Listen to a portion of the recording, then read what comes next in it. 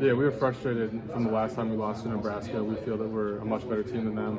And then obviously the embarrassing performance that we had against Purdue our last time out. We really want to come out and make a statement tonight. What changed between Wednesday night and today? Was there something you were working on in practice to get it going tonight, or just came with the game? I think it was just our mindset going into it. Like I said, we were frustrated after our last performance. We didn't play with the type of energy that we needed to go in there and win at Mackey Arena. So I think everyone was just frustrated with themselves and knew that they had much more to bring to the table. Everyone went out there and I think played hard. We played well together. How big was CJ's three at the end of the first half? Yeah, that's a big shot. I think he'd been struggling a little bit. So to see one fall for him, especially that one, it was nice to see for him. It seemed like that you came out of the locker room with the kind of the energy that you went into it with. Did you feel that way? Yeah, definitely.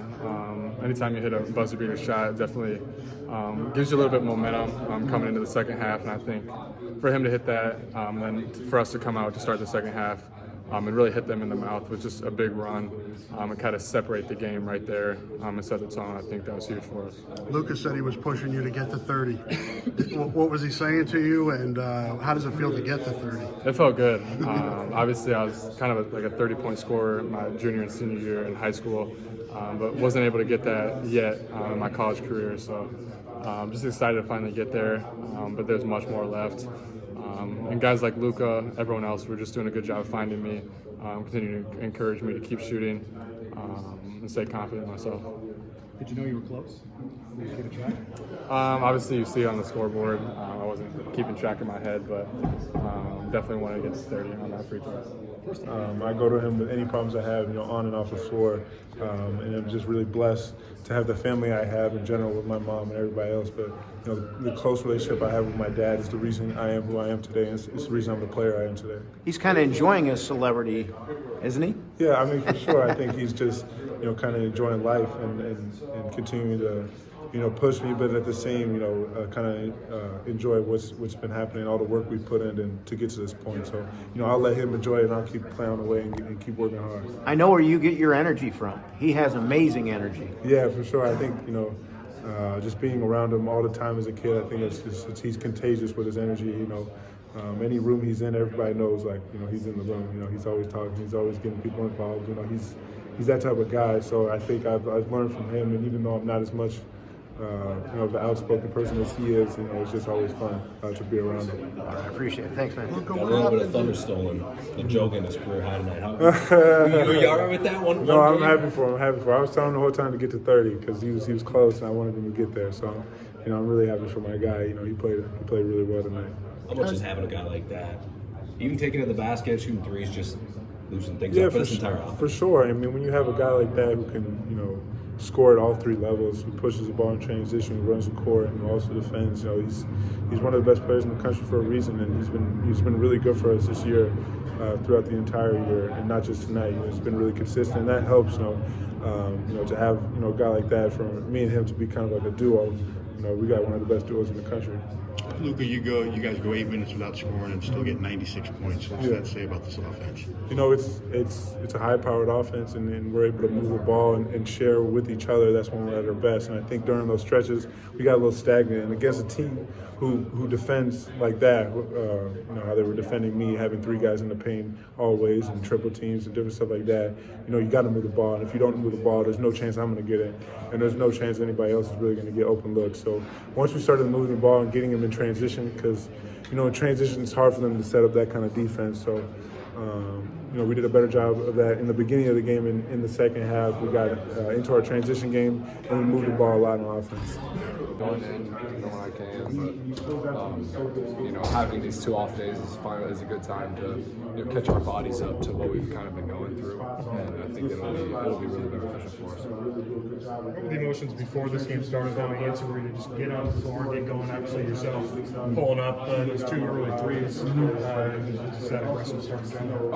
No, it was all aggression and a very focused, locked-in type of mindset, and that was something that we talked about in practice these previous 2 days, and it was something we just wanted to carry in. We really wanted to get off to a good start and jump out ahead and take care of business, from the beginning, and that's what we did. It started in our start, but then we carried it on and kept them from. They had that one little run, but other than that, we immediately countered back, and then we didn't really look back from there.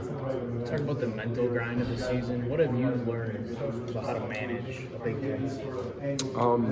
I would say I learned most of that last year, to be honest, because, as a freshman going through it, you feel weak, you're tired, you don't know what's coming, like you haven't played in all these Big Ten arenas, and it's not, you got to learn from it. But having gone through it last year now as a freshman, I feel like I've been better with it, and you learn, and you really got to take care of your body. Eat right, sleep well. You can't be staying up real late, doing stuff like that. You gotta take care of your body in all aspects, not just on the court. And that's kind of something I learned and something I've tried to continue with. Maybe don't celebrate the highs too much, or the lows. Don't let the lows bother you as much. No, absolutely. Never get too high, never get too low. That's what we always say. My dad's been saying that to me since I'm 2 years old. I feel like so. It's always never get too high, never get too low, and that's something that we carry, and we always will say it to each other after a big win or even after a bad loss. There's always work to be done, and there's never a point where you can't still be getting better and improving. You've seen Joe play for a lot of years. Do you kind of know when he has it going like he had it going tonight? Do you see it and say, all right, it's time to feed Weezy? No, absolutely. I mean, I would say that's for most of us. I think it's like you see Luka going, let's get it to him. You see Weezy going, let's get it to him. Weezy's a little bit different too, because he can. It was almost like I looked up and it was like, wow, he's 24. I don't even know.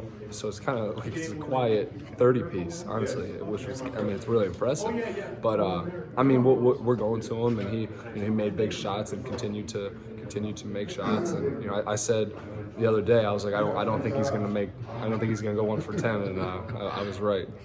I'm a genius.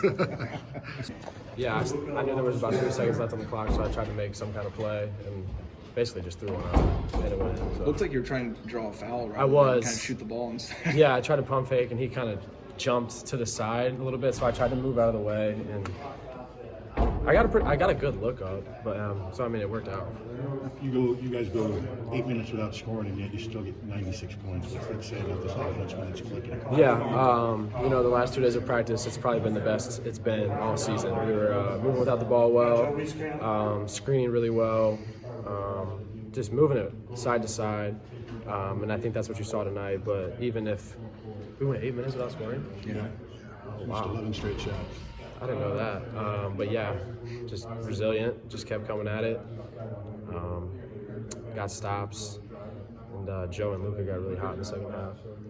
I feel like Weezy got you going in that first part of that second half. I think he had a dunk, then the three free throws off the three. Yeah, he was just huge all night. Just keeping the defenders off balance. He would cut sometimes, and then obviously he's a really good three-point shooter, so you got to respect him from there. And then he was able to drive and get in the lane, and like I said, cut when defenders weren't looking. But he was huge, definitely in the second half. Just kind of put us on his back a little bit. How much did you guys need a game like this where you just, I don't want to say not a lot of drama, but how big was it just to kind of have this? Yeah, we had the mindset after Purdue that we wanted to come out and do what Purdue did to us, to Nebraska. So it was more of a statement for us as a team. That we were going to bounce back, we were going to have really good practices, and we were going to stay locked in and really defend. Because I don't want to look back, but what you saw from Purdue, that was terrible defense. And we really wanted to just commit ourselves to playing good defense, and even if it wasn't good defense, just being active. And I think that's what you saw. It's been a long time since you got to watch